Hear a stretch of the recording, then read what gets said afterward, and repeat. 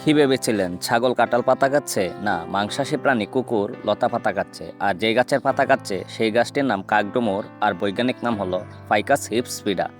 কুকুর মাছ মাংস সবই খায়, কিন্তু মাঝে মধ্যে দেখা যায় ওরা লতা পাতা খেয়ে থাকে। কিন্তু ওরা তৃণভোজী প্রাণী নয়, মূলত মাংসাশী প্রাণী।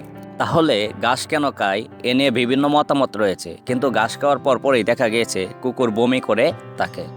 এ থেকে প্রাণীবিজ্ঞানীরা বলেন ওদের পেট অর্থাৎ খাদ্য পরিপাকে সমস্যা হলে ঘাস পাতা খেয়ে বমি করে ক্ষতিকারক ব্যাকটেরিয়া বাহির করে সুস্থ হয়ে থাকে।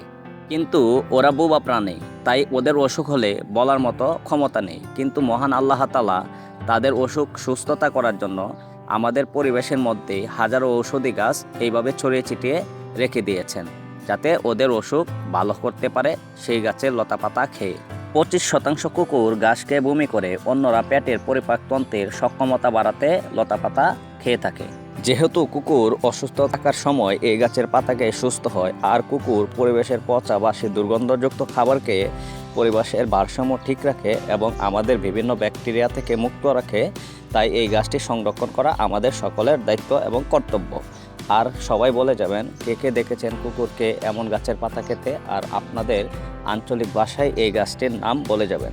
মহান আল্লাহ তাআলা আমরা সহ বোবা প্রাণীদের অসুস্থতা থেকে সুস্থ হওয়ার জন্য পরিবেশে হাজারো ঔষধি গাছ ছড়িয়ে ছিটিয়ে রেখেছেন। তাই আসুন আমরা পরিবেশকে ভালো রাখার জন্য প্রকৃতিকে সবাই মিলে টিকিয়ে রাখি।